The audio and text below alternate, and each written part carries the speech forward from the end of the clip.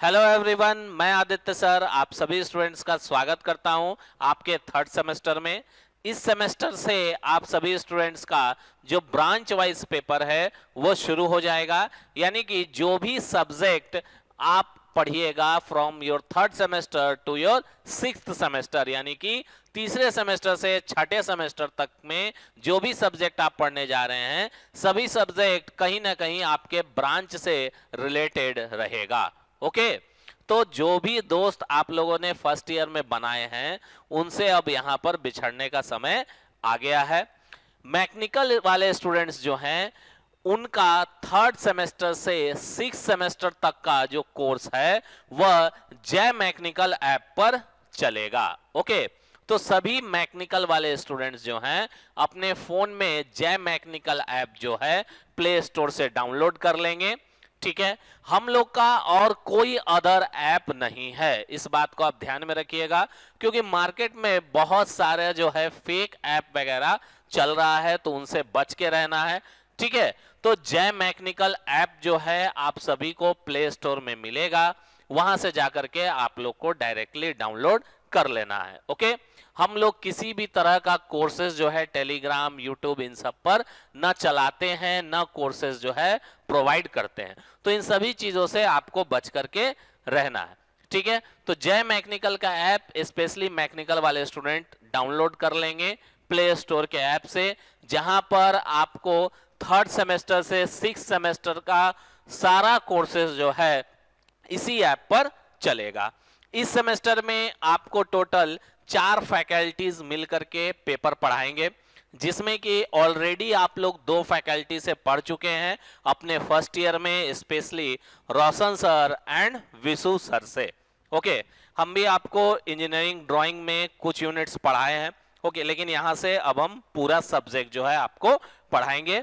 फिर हमारे साथ रहेंगे गौरव सर जो आपका एक पेपर लेंगे। ओके पेपर वाइज डिस्ट्रीब्यूशन जो है वो ऑलरेडी आप लोग को पता चल चुका होगा, क्योंकि कोर्स लॉन्च के वीडियो में सभी डिटेल्स जो है आपको दे दिया गया है। मैं आपको इस सेमेस्टर में मैन्युफैक्चरिंग इंजीनियरिंग 1 सब्जेक्ट जो है पढ़ाऊंगा। ठीक है, तो चलो हम लोग सीधा चलते हैं अपने कोर्स पे। तो जो आपका थर्ड सेमेस्टर का कोर्स है उसमें टोटल आपके पास 5 पेपर रहेगा, जिसमें कि सबसे पहला पेपर है बेसिक मैकेनिकल इंजीनियरिंग, दूसरा पेपर है आपका मटेरियल साइंस एंड इंजीनियरिंग, तीसरा पेपर है आपका fluid mechanics and hydraulic machinery, चौथा पेपर है आपका मैन्युफैक्चरिंग इंजीनियरिंग 1 और पांचवा पेपर है आपका थर्मल इंजीनियरिंग 1। ओके जिसमें कि मैन्युफैक्चरिंग इंजीनियरिंग सब्जेक्ट जो है ये आपको मैं पढ़ाऊंगा। Manufacturing engineering subject practical aspect से अगर आप देखिएगा स्टूडेंट तो सबसे इंपॉर्टेंट सब्जेक्ट मैकेनिकल का माना जाता है, क्योंकि आपका कोर्स खत्म होने के बाद जब आप कहीं भी जॉब करने जाइएगा तो सबसे पहले और सबसे इजीली जो आपको जॉब ऑफर होगा वो आपको क्वालिटी एंड इंस्पेक्शन से होगा, जो मैन्युफैक्चरिंग में किया जाता है। जब भी किसी प्रोडक्ट का मैन्युफैक्चर होता है तो उसका इंस्पेक्शन होता है, उसका क्वालिटी चेकिंग होता है, जो कि एक मैकेनिकल इंजीनियर ही वहां पर करता है। तो मैन्युफैक्चरिंग जो इंजीनियरिंग सब्जेक्ट है वो प्रैक्टिकली देखिएगा तो मैकेनिकल के लिए बहुत ही इंपॉर्टेंट सब्जेक्ट माना जाता है। थियोरेटिकली यानी कि एकेडमिक पर्पस से पढ़ने के लिए अगर देखिएगा तो इसको थ्योरी पेपर में काउंट किया जाता है, क्योंकि न्यूमेरिकल इसमें काफी कम होता है। ठीक है, तो ज्यादातर मैन्युफैक्चरिंग इंजीनियरिंग में हम लोग प्रैक्टिकल एस्पेक्ट जो है पढ़ते हैं। प्रैक्टिकल एस्पेक्ट मतलब कि रियल लाइफ में क्या प्रोसेस होता है, तो इसमें जो भी चीज हम पढ़ेंगे ना वो रियल लाइफ में होता है, ऐसा नहीं है कि रियल लाइफ में एग्जिस्ट ही नहीं कर रहा है। बाकी सब्जेक्ट से ये सब्जेक्ट काफी डिफरेंट है, क्योंकि बाकी सब्जेक्ट में क्या है, जैसे मटेरियल साइंस है उसमें क्या है, उसमें आप मटेरियल के कुछ ऐसे प्रॉपर्टी के बारे में पढ़िएगा जिसको आप टेस्ट तो कर सकते हैं लेकिन देख नहीं सकते हैं। ठीक है, फिजिकली आंखों से आप नहीं देख सकते हैं लेकिन उसको टेस्ट के जरिए प्रूफ कर सकते हैं। फिर आपका एफएम वगैरह हो गया, इसमें आप फ्लूइड के फ्लो के बारे में पढ़िएगा, जिसमें कि कुछ फ्लो आप देख पाइएगा कुछ फ्लो आप नहीं देख सकते हैं, लेकिन उसको टेस्ट कर सकते हैं, उसका आकलन किया जा सकता है। ठीक, थर्मल इंजीनियरिंग में आप कुछ साइकिल्स के बारे में पढ़िएगा, जो साइकिल आप कभी देख नहीं सकते हैं ठीक है, वो साइकिल विजिबल नहीं होता है, लेकिन वो साइकिल प्रूफ किया जा सकता है कि ये साइकिल कैसे काम करता है और कौन सा मशीनरी इस साइकिल पर काम करता है। तो उसमें टेस्टिंग करके प्रूफ कर सकते हैं, लेकिन फिजिकली नंगी आंखों से आप उसे नहीं देख सकते हैं। लेकिन मैन्युफैक्चरिंग इंजीनियरिंग एक ऐसा सब्जेक्ट होता है जो आप प्रैक्टिकली कर सकते हैं, प्रैक्टिकली उसको देख सकते हैं, फिजिकली उसको देख सकते हैं। ओके, तो मैन्युफैक्चरिंग इंजीनियरिंग 1 जब हम लोग पढ़ेंगे तो सारा कुछ का हम लोग वीडियो जो है उसको देख करके, उस वीडियो को समझ करके पढ़ेंगे। ठीक है, तो सभी चीज के लिए यहां पर आपको वीडियो जो है प्रोवाइड किया जाएगा और वीडियो के माध्यम से हम लोग प्रोसेस को देखेंगे और समझेंगे, क्योंकि यहां पर कुछ इमेजिन करने का खास जरूरत आपको नहीं पड़ेगा, क्योंकि हम लोग डिजिटल बोर्ड से पढ़ रहे हैं। तो यहां पर आपको हम लाइव वीडियो यहां पर दिखाएंगे कि कैसे प्रोसेस होता है, ताकि आपको समझने में बहुत आसानी हो। ये जो सब्जेक्ट है मैन्युफैक्चरिंग इंजीनियरिंग 1, इसका सिलेबस स्टूडेंट काफी लंबा है। ठीक है, सिलेबस भी अभी हम लोग डिस्कस करेंगे। सिलेबस जो है काफी लंबा है, इसीलिए इस सब्जेक्ट में जरूरत पड़ने पर हम संडे को भी क्लासेस, लाइव क्लासेस आप लोग का लेंगे। ठीक है, क्लासेस के बारे में एक चीज और आप लोग को हम इंफॉर्मेशन दे दें। देखो, लाइव क्लासेस से ही आप लोग अपना नोट्स बनाइएगा। ठीक है, लाइव क्लासेस से ही आप लोग को नोट्स बनाना है। जो भी स्टूडेंट्स लाइव क्लासेस से नोट्स बनाएंगे उनका नोट्स अपडेटेड रहेगा। ठीक है, क्योंकि वीडियो जो है वो 6 महीना पुराना हो जाता है। ठीक है, तो जब भी आप लाइव से पढ़िएगा तो आप हमेशा अपडेटेड रहिएगा, क्योंकि पिछली बार कुछ आया होगा टॉपिक जो हम इस सेमेस्टर में आपको अच्छे से इलैबोरेट करके डिस्कस करेंगे, उसको संक्षेप में समझाएंगे। ठीक है, तो आप जब भी नोट्स बनाइएगा लाइव क्लासेस से ही बनाइएगा। हर एक लाइव क्लासेस का पीडीएफ जो है आपको आपके ऐप पर मिलेगा। ठीक है, तो लाइव क्लासेस से ही नोट्स बनाना है। हाँ, रिकॉर्डेड कब देखना है? रिकॉर्डेड तब देखना है जब आपको लगे कि हाँ सर ये लाइव में पढ़ा है लेकिन कुछ समझ में नहीं आया, ठीक है, या भूल गए हम, तब उस कंडीशन में आप रिकॉर्डेड वीडियो देखिएगा। ठीक है, तो मेरा आप सभी स्टूडेंट से रिक्वेस्ट है कि लाइव क्लासेस से ही नोट्स बनाना है, क्योंकि कुछ वीडियोस हम इस सेमेस्टर में रिप्लेस भी करेंगे। ठीक है, कुछ वीडियोस उसमें हमको चेंज भी करना है, इसीलिए सभी स्टूडेंट लाइव क्लासेस से ही नोट्स बनाएंगे, स्पेशली मैन्युफैक्चरिंग इंजीनियरिंग 1 में। ओके, चलो अब हम लोग थोड़ा सा सिलेबस के बारे में डिस्कशन कर लेते हैं। सबसे पहला यूनिट जो है, हालांकि आप लोग में यूनिट का नाम नहीं दिया हुआ है, लेकिन हम लोग यूनिट का नाम जो है यहां पर बनाए हैं, तो यूनिट का नाम से जो है वो हम लोग यहां पर डिस्कशन कर रहे हैं। ठीक है, यूनिट 1 जो है इसमें आपका 2 सब यूनिट है, यूनिट 1.1 एंड 1.2। 1.1 में आपको क्या पढ़ना है? कटिंग फ्लूइड, और 1.2 में आपको क्या पढ़ना है? Lathe operation. ठीक है, कटिंग फ्लूइड यानी कि काटते समय हम लोग बहुत तरह का तेल यूज करते हैं जो कि तरल पदार्थ में आता है, उसी को हम क्या कहते हैं? कटिंग फ्लूइड कहते हैं। तो काटते समय जो हम लोग तेल यूज करते हैं, तरल पदार्थ होता है, उसका बारे में हम लोग यहां पर पढ़ेंगे कि कटिंग फ्लूइड और फिर लुब्रिकेंट्स, यानी कि जो घर्षण को कम करता है उसको क्या बोलते हैं? लुब्रिकेंट्स बोलते हैं, जो घर्षण को कम करता है, उसके बारे में हम लोग को सबसे पहले पढ़ना है। उसके टाइप के बारे में जानना है, कितने प्रकार का होता है। ठीक है, इसका रिक्वायरमेंट हमको टर्निंग, ड्रिलिंग, शेपिंग, ये सब क्या है? ये सब ऑपरेशन है। तो ये सब ऑपरेशन में हमको कैसे कटिंग फ्लूइड का हम लोग सहारा लेते हैं। ठीक है, तो इसमें हम लोग कटिंग फ्लूइड के बारे में पढ़ेंगे, और नेक्स्ट हम लोग पढ़ेंगे लेथ ऑपरेशन के बारे में। आप सभी स्टूडेंट वर्कशॉप अटेंड किए होंगे, वहां एक बड़ा सा मशीन देखे होंगे, लेथ मशीन। ठीक है, सबसे पहले स्टूडेंट को वही दिखाया जाता है। हो सकता है कुछ स्टूडेंट देखे हो, कुछ स्टूडेंट नहीं देखे हो, लेकिन यहां पर हम लोग सब देखेंगे। ठीक है, ऐसा कुछ नहीं होगा जो हम लोग यहां पर बिना देखे पढ़ेंगे, सब कुछ देख करके पढ़ेंगे। ठीक है, ऐसा कुछ हवा में नहीं पढ़ना है कि इमेजिन कर लो प्रोडक्ट को, जो आपका वर्कपीस है वो रोटेट कर रहा है, नहीं, यहां पर हम वर्कपीस रोटेट करते हुए देखेंगे। ठीक है, जैसे देखो ये हमारा कटिंग फ्लूइड है, ये क्या है? ये कटिंग फ्लूइड है। तो कटिंग फ्लूइड आपको दिख रहा है, ये क्या? एक मशीन है जिस पर कटिंग ऑपरेशन हो रहा है। जब हम लोग पढ़ेंगे तो आपको समझ में आएगा कि ये किस तरह का ऑपरेशन हो रहा है। ठीक है, तो ये क्या है? ये कटिंग फ्लूइड है। ठीक है, जो मशीन में हम लोग इस्तेमाल करते हैं मशीनिंग करने के लिए। ठीक, ये हमें मशीनिंग करने में मदद करता है। अब किस तरह से मदद करता है ये जब हम लोग यूनिट स्टार्ट करेंगे तो वहां पर डिस्कस करेंगे। ओके, नेक्स्ट देखो, ये है एक लेथ पर हो रहा ऑपरेशन है जिसका यहां पर वीडियो है। अब इसका डायमीटर पर ध्यान दो, इसका डायमीटर अभी बड़ा है। ओके, अब हम इसका डायमीटर को छोटा करना चाहते हैं, तो छोटा करने के लिए हम क्या करेंगे, यहां पर से एक टूल लेके आएंगे और इसका कटिंग करेंगे। देखना डायमीटर छोटा हो जाएगा आगे वाला। देखो, ये देखो, जैसे ही टूल सटा आगे का डायमीटर क्या हो गया, छोटा होने लगा। ठीक है, तो ये जो डायमीटर छोटा करने का हम काम किए हैं लेथ मशीन पर, इस ऑपरेशन को हम बोलते हैं टर्निंग। ठीक है, इस ऑपरेशन को क्या बोलते हैं, इस ऑपरेशन को हम बोलते हैं टर्निंग। ओके, तो टर्निंग में क्या होता है, डायमीटर छोटा होता है, diameter reduces, diameter reduces. Okay, तो इन सब चीजों के बारे में हम लोग को पढ़ना है, ऑपरेशन के बारे में हम लोग को जानना है कि कैसे डायमीटर छोटा होता है।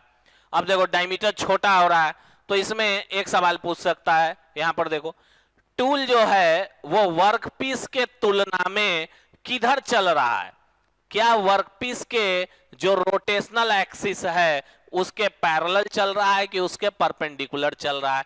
ये इस तरह का क्वेश्चन आपके ऑब्जेक्टिव में रहता है। तो टूल का एक्सिस किधर है, टूल का एक्सिस किधर है, टूल का एक्सिस इधर है। देखो टूल का एक्सिस ये, इस एक्सिस के अबाउट ये रोटेट कर रहा है ऐसे, और फिर आपका आ गया टूल। टूल किधर चल रहा था, टूल इधर जा रहा था, टूल इधर जा रहा था, यानी कि टर्निंग में टूल एक्सिस के कंपैरिजन में जो वर्क पीस का जो एक्सिस है उसके कंपैरिजन में जो टूल है वो पैरेलल चलता है, यानी कि वर्कपीस के रोटेशनल एक्सिस के तुलना में जो हमारा टूल है वह उसके पैरेलल चलेगा। ठीक, तो इस तरह का क्वेश्चन जो है आपके ऑपरेशन से रहेगा। तो टर्निंग ऑपरेशन तो हम यही डिस्कस कर लिए। ठीक है, इसी तरह से आप लोग को हर एक ऑपरेशन का जो है वीडियो रहेगा मेरे पास, हम वीडियो के हेल्प से समझेंगे। ठीक है, कुछ मेरा लाइव वीडियो भी यहां पर हम चलाएंगे, आपको दिखाएंगे कि किस तरह से लेथ के अलग अलग पार्ट्स को हम डिफाइन करते हैं, लेथ का अलग अलग पार्ट कौन सा होता है, वो सब भी हम लोग यहां पर डिस्कस करेंगे। ओके, तो यूनिट 1 में आपको लेथ ऑपरेशन और कटिंग फ्लूइड एंड लुब्रिकेंट्स के बारे में पढ़ना है। अब डायरेक्टली लेथ ऑपरेशन नहीं पढ़ने लगेंगे, पहले टाइप ऑफ लेथ के बारे में जानेंगे, इसका भी वीडियो हम लोग देखेंगे, light duty lathe, medium duty lathe, heavy duty lathe क्या होता है। ओके, तो इस तरह से step by step type, basic part, ये सब पढ़ने के बाद फाइनली ऑपरेशन पर आएंगे, knurling, facing, boring, drilling, threading, taper turning, taper turning, तो ये सब चीज यहां पर पढ़ेंगे यूनिट 1 में। यूनिट 2 में आते हैं। यूनिट 2 में हम लोग को पढ़ना है ब्रोचिंग मशीन और ड्रिलिंग मशीन के बारे में। ठीक है, ब्रोचिंग मशीन क्या होता है, ब्रोचिंग मशीन जो है घाट बनाने के काम आता है। तो कैसा घाट बनाता है, तो कई मशीनरी एलिमेंट्स होता है, जैसे आपका गियर हो गया, पुली हो गया। तो पुली जो है वो किसी ना किसी शाफ्ट पे लगा होता है, यानी कि इस तरह का शाफ्ट आता है, इसके ऊपर पुली लगा रहता है। तो ये फ्रंट व्यू है, ये साइड से देखेंगे तो गोल नजर आएगा, तो ये पुली है। अब पुली को जब गोल शाफ्ट पे लगाएंगे तो पुली में छेद करना पड़ेगा, छेद कर दिए, अब गोल शाफ्ट इसमें डाल दिए। लेकिन अगर पुली जो है या शाफ्ट जो है इसमें से जिस पर लोड ज्यादा रहेगा वो क्या करेगा, जल्दी नहीं घूमेगा, वो हो सकता है स्लिप कर जाए। जैसे मान लो ये मेरे पास शाफ्ट है, इस पर पुली लगा है, शाफ्ट पर लोड बहुत ज्यादा है, यानी कि शाफ्ट को घुमाने के लिए बहुत ज्यादा ताकत चाहिए। ठीक है, और पुली जो है, और जो पुली इसमें फिट है वो इसमें लॉक नहीं है, क्योंकि ये तो गोल छेद में हम शाफ्ट डाल देंगे तो लॉक तो हुआ नहीं। लॉक करने के लिए क्या करना पड़ेगा, यहां पर ऐसे घाट कटेगा और इस घाट में हम एक की को ठोक देते हैं। ठीक है, की को इसमें डाल देते हैं तो क्या होता है, की जो है यहां पर जो अंदर शाफ्ट डलता है इस पर प्रेशर डालता है ताकि ये दोनों आपस में लॉक रहे। तो ये जो की के लिए जगह बनाते हैं ये एक ऑपरेशन से बनाते हैं जिसको क्या कहते हैं, ब्रोचिंग। और इस ऑपरेशन के लिए जो मशीन यूज करते हैं उसको क्या कहते हैं, ब्रोचिंग मशीन। तो ब्रोचिंग मशीन के बारे में पढ़ेंगे, कितने तरह का होता है। फिर टूल को देखेंगे कि ब्रोचिंग करने वाला जो टूल होता है वो कैसा होता है। उसके बाद इसमें पढ़ना है ड्रिलिंग। ड्रिलिंग सभी को जानते हैं, दीवार ड्रिल होते देखे हैं। यहां पर हम लोग ड्रिलिंग मशीन और उस पर कितना तरह का और ऑपरेशन किया जा सकता है उसके बारे में समझेंगे। ठीक है, अब देखो यहां पर देखो, ब्रोचिंग क्लियर हो जाएगा तुमको। एक वीडियो देखो, ठीक है। तो बिना वीडियो के समझ पाना थोड़ा सा मुश्किल होता है ये सब्जेक्ट। तो हमेशा याद रखिएगा, मैन्युफैक्चरिंग ऐसा सब्जेक्ट है जो आप फिजिकली सब कुछ कर सकते हैं, देख सकते हैं। देखो ये एकदम परफेक्ट गोल है ना, अभी एकदम परफेक्ट गोल है, इसमें कोई शाफ्ट घुसेगा तो वो स्लाइड हो सकता है। तो अब देखो इसमें कैसे कीवे काटा जाएगा, घाट कैसे कटेगा, ये देखो। इसको लगा दिया टूल के अंदर, ठीक है। अब देखो ये चालू हो गया, टूल अंदर जा रहा है, टूल अंदर जा रहा है धीरे धीरे।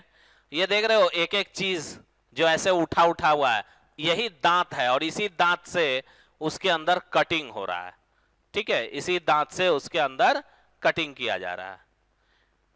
अब देखना, अब इस वर्क पीस को देखना, ये देखो कैसे ये घाट कट गया। ये देखे ये अब राउंड नहीं रहा, ये घाट इसके अंदर बन गया है। ठीक है, इसके अंदर घाट जो है बन गया। ओके, ये घाट इसके अंदर बन गया। अब इसमें एक शाफ्ट डालेंगे और इस घाट में लोहे का की डाल देते हैं, तो क्या होगा, शाफ्ट और ये जो सर्कुलर बना हुआ है शेप प्रोडक्ट, ये दोनों शाफ्ट के साथ सील हो जाएगा। ठीक है, तो इसी के लिए हम लोग ब्रोचिंग ऑपरेशन का सहारा लेते हैं। नेक्स्ट देखो ड्रिलिंग, सॉरी ये भी ब्रोचिंग है। ठीक है, ये भी ब्रोचिंग है। यहां पर देखो ये वर्कपीस लगा हुआ है और ये लंबा सा टूल जो है धीरे धीरे इसके अंदर जा रहा है और किस तरह से ये इसको ब्रोच कर देगा देखना। देखो इधर से कट करके चिप निकल रहा है, ये इसको खींच रहा है, टूल को खींचा जा रहा है। जैसे जैसे खींच रहा है वैसे वैसे यहां पर कटिंग हो रहा है। ओके, देखो ये पूरा टूल जो है खींचा गया अच्छे से और ये वर्कपीस के अंदर स्लॉट बन गया। देखे घाट बन गया। तो इसी घाट को बनाने के लिए, कीवे को बनाने के लिए हम क्या करते हैं, ब्रोचिंग। नेक्स्ट है था ड्रिलिंग। देखो स्लो मोशन में ड्रिलिंग कैसे होता है, तो हम लोग इसके बारे में पढ़ेंगे कि ये क्यों दिया हुआ है ड्रिल बिट में। ड्रिल बिट में देखते हो ना ऐसे ऐसे स्लॉट बना रहता है, ठीक है, खांचा बना रहता है। ये क्यों दिया है, तो देखो ये चिप निकलने के लिए देता है। ठीक है, और भी कई तरह का इसमें जियोमेट्री है, कई तरह का इसमें पार्ट में जियोमेट्री दिया गया है, कई तरह का एंगल प्रोवाइड किया गया है। तो वो सब किस लिए दिया जाता है ये हम लोग पढ़ेंगे ड्रिलिंग में। ठीक है, तो देख रहे हो इस तरह से ड्रिलिंग करते हैं। तो इन सब चीज के बारे में हम लोग पढ़ना है और पढ़ेंगे। नेक्स्ट है यूनिट थर्ड, जिसमें कि हम लोग पढ़ेंगे वेल्डिंग के बारे में। किसके बारे में, वेल्डिंग, वेल्डिंग डिफेक्ट और मिलिंग। वेल्डिंग जो आप लोग देखते होंगे ग्रिल वाला वेल्ड करता है, तो उस वेल्डिंग के बारे में भी पढ़ेंगे कि कैसे वेल्डिंग करता है, किस तरह से दो लोहा आपस में जुड़ जाता है, करंट ज्यादा होता है कि वोल्टेज मशीन में ज्यादा होता है। तो इन सब छोटे छोटे चीजों के बारे में वहां पर जानना है कि वेल्डिंग हम करेंगे कैसे, कितने तरह का वेल्डिंग होता है, किस तरह का वेल्डिंग कहां पर इस्तेमाल करते हैं। इस तरह से हम लोग वेल्डिंग ऑपरेशन के बारे में पढ़ना है। उसके बाद फिर हम लोग जानेंगे मिलिंग, कि मिलिंग ऑपरेशन क्या होता है, किस लिए मिलिंग ऑपरेशन का सहारा लेते हैं, इससे कैसा कंपोनेंट बनाते हैं, कैसा टूल इसमें लगता है, कितने टाइप का ऑपरेशन हो सकता है। तो मिलिंग क्या है, मिलिंग यहां पर एक ऑपरेशन का नाम है, एक प्रक्रिया का नाम है। ऑपरेशन मतलब प्रक्रिया, जो कि हम धातु के टुकड़े के ऊपर करेंगे। ठीक है, काहे करेंगे, ताकि अलग अलग आकार हमको मिल सके, जो हमको चाहिए वैसा हम शेप पा सके। ठीक है, तो देखो ये वेल्डिंग है। वेल्डिंग में भी हम लोग वीडियो देखेंगे, ऐसा नहीं है कि वेल्डिंग में वीडियो नहीं होता है। ठीक है, कितना भी गर्म लोहा पिघल रहा हो कोई दिक्कत नहीं है। ठीक है, वेल्डिंग में भी हम लोग और नजदीक से वीडियो देखेंगे कि देखो किस तरह से वेल्डिंग हो रहा है। ठीक है, होता कैसे है वेल्डिंग। ठीक ठीक है, दो मेटल का टुकड़ा है, कैसे जोड़ा जा रहा है, ये स्पार्क क्यों हो रहा है, स्पार्क का क्या रोल है। ठीक है, ये देख लो, ये लिक्विड बन रहा है, निकल रहा है, जो वेल्डिंग में लंबा सा छड़ होता है वो गलता है और वही गल करके दो हिस्से को जोड़ता है। तो यहां पर वो चीज बताया गया है। तो इन सब के बारे में हम लोग डिटेल में पढ़ेंगे। ये देखो मिलिंग ऑपरेशन, ठीक है, मिलिंग प्रोसेस के बारे में कि किस तरह का मिलिंग प्रोसेस होता है। ये देखो मेटल का टुकड़ा है, इसके ऊपर हम लोग मिलिंग कर रहे हैं और इस मिलिंग को क्या कर रहे हैं, फेस मिलिंग, क्योंकि ये मेटल के ऊपरी चेहरे के ऊपर किया जा रहा है।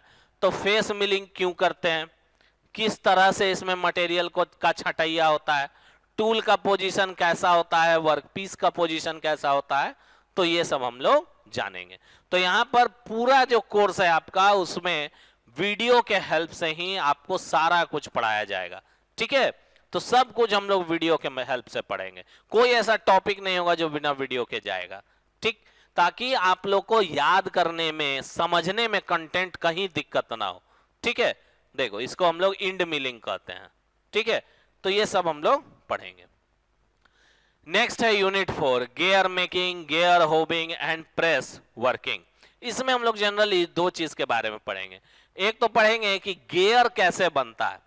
ठीक है, गियर कैसे बनता है, बहुत लोग देखे होंगे, बहुत लोग जानते भी होंगे गियर क्या होता है।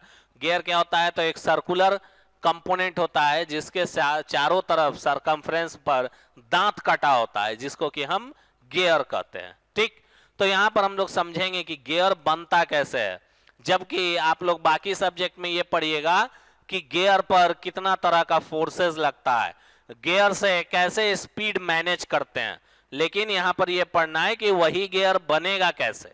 ठीक है, गियर होबिंग, प्रेस वर्किंग, गियर होबिंग क्या होता है, तो ये भी एक प्रक्रिया होता है जिससे गियर बनाते हैं।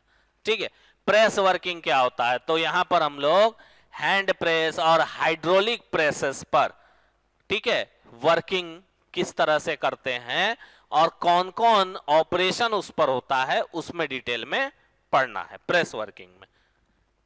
तो ये देखो, ये गियर बनाने का एक प्रक्रिया है। जो ये पोर्शन है इसको टूल बोलते हैं, ये टूल है एक तरीके का, और इसको हम लोग पिनियन टूल बोलते हैं। ये एक पिनियन टूल होता है, ये दिखने में भी गियर ही की तरह होता है और जिसको काट रहा होता है वो भी फाइनली एक गियर ही बनेगा। ओके, तो देखो इस तरह से इसमें ये दांत काट रहा है। यहां देखो, इसको रैक टूल बोलते हैं, ये रैक के तरह होता है, देख रहे हो एकदम सीधा सीधा टूल है और इसमें सीधा में दांत बना हुआ है। और जब ये कटिंग करेगा तो ये गोल जो देख रहे हो मेटल का टुकड़ा, इसके ऊपर ये गियर काट देगा। ठीक है, तो ये रैक है, इसको हम लोग रैक बोलते हैं, जिसमें सीधा में दांत कटा हुआ है, देखो। ठीक है, और ये क्या कर रहा है, इस सर्कुलर पीस पर दांत काट रहा है। तो इस तरह से गियर जो है बनता है। तो जितना भी बनाने का, गियर बनाने का प्रक्रिया है, सबके बारे में हम लोग डिटेल में पढ़ेंगे। देख रहे हो, ये एक सीधा दांत बना हुआ वाला टूल है जिसको कि हम लोग रैक कहते हैं। ये क्या है, तो ये प्रेस मशीन है। देखो इस पर एक ऑपरेशन परफॉर्म हो रहा है, आदमी देखना पैर से दबाएगा और ऑपरेशन करेगा। देखो ये पैर से क्लिक कर रहा है, ऑपरेशन यहां पर हो रहा है। तो इस प्रेस मशीन के बारे में पढ़ना है, इसमें जो ऑपरेशन हो रहा है उसके बारे में पढ़ना है कि इस पे कौन कौन सा प्रक्रिया हम लोग कर सकते हैं और प्रक्रिया करने के बाद कैसा कंपोनेंट हमको मिलेगा। लास्ट यूनिट है हमारा grinding machine, grinding and finishing process, hot dipping and organic coating. तो यहां पर हम लोग क्या पढ़ेंगे, तो हम लोग यहां पर पढ़ेंगे कि किस तरह से मटेरियल को घिस करके आकार दिया जाता है, घिस करके मटेरियल को किस तरह से उसका सरफेस हम बढ़िया बना सकते हैं, कैसे उसको आकार दे सकते हैं, उसके लिए कौन कौन सा मशीन यूज करेंगे, ये सब यहां पर पढ़ेंगे। और फिर हम लोग पढ़ेंगे कि हॉट डिपिंग क्या होता है, ऑर्गेनिक कोटिंग क्या होता है। तो कोटिंग में हम लोग को पेंट के बारे में पढ़ना है, क्योंकि पेंट भी एक तरह का ऑर्गेनिक मटेरियल होता है। तो वो सब चीज यहां पर डिटेल में डिस्कशन करेंगे। ओके, तो ये आपका टोटल जो सब्जेक्ट था वो 5 यूनिट में डिवाइडेड है। सब्जेक्ट लेंदी है, ओके, हम ऐसा नहीं बोलेंगे कि सब्जेक्ट लेंदी नहीं है, क्योंकि आप पढ़िएगा तो आपको पता चलेगा कि ये सब्जेक्ट लेंदी है, यानी कि सब्जेक्ट बड़ा है। इसीलिए गौर से समझ के ध्यान दे के पढ़ना है, बिना वीडियो के समझ में आना बहुत मुश्किल हो जाएगा ये सब्जेक्ट। ओके, तो वीडियो यहाँ पर आपको मिलेगा। वीडियो जो है आपको लाइव क्लासेस में जो भी वीडियो है, सभी वीडियोस जो है हम आपको लाइव क्लासेस में दिखा दिखा करके समझा समझा के पढ़ाएंगे, ताकि आपको यहीं पर याद हो जाए। और अगर आपको प्रोसेस समझ में आता है तो फिर आपको कंटेंट याद करने का बहुत कम जरूरत पड़ेगा। ठीक है, अब बात कर लेते हैं हम लोग यूनिट बोल रहे हैं बुक्स के बारे में। ठीक है, देखो यूनिट 5 में बहुत सारा टॉपिक है, 5.4 में देखो इतना सारा है। ठीक है, तो 5 जो है ना उसमें बहुत सारा सब टॉपिक है, 5.1 से लेकर के 5.6 तक। ठीक है, जिसमें कि 5.4 तक तुम लोग ग्राइंडिंग के बारे में ही पढ़ोगे, 5.5 में हॉट डिपिंग और 5.6 में ऑर्गेनिक कोटिंग। ठीक है, जिसमें कि क्वेश्चन भी आपका इससे रहता है ज्यादा। ये देखो एक वीडियो छोटा सा ग्राइंडिंग का वीडियो है, ये देख रहे हो, इसको ग्राइंडिंग व्हील बोलते हैं, इसको ग्राइंडिंग व्हील बोलते हैं, और भी इसका नाम है एब्रेसिव व्हील। ओके, नीचे जो देख रहे हो ये टूल है और ये ग्राइंड करता है। ठीक है, घिसता है। कैसे घिसता है तो देखो जरा नजदीक से देखोगे तो ऐसा दिखेगा, जो व्हील होता है ना उसमें बहुत छोटा छोटा अब्रेसिव होता है, अब्रेसिव। ठीक है, जो खुरदुरा होता है, और वो अब्रेसिव आपस में बॉन्ड से चिपका होता है। ठीक है, और वही अब्रेसिव जो खुरदुरा होता है वही आपके लोहे को घिसता है। ठीक है, तो यहां पर व्हील के बारे में भी डिटेल में पढ़ना। नेक्स्ट है बुक, रेफरेंस बुक। तो देखो सभी बुक यहां पर जो हम मेंशन किए हैं सभी बुक अच्छा है, कोई बुक ऐसा नहीं है जो खराब बुक है। किताब कभी खराब नहीं होता है, क्योंकि जो राइटर है उसको काफी समय दे करके लिखता है, लेकिन जो आपका टॉपिक है ना वो मिक्स्ड है। ओके, तो सभी टॉपिक सिंगल बुक में मिलना काफी मुश्किल है।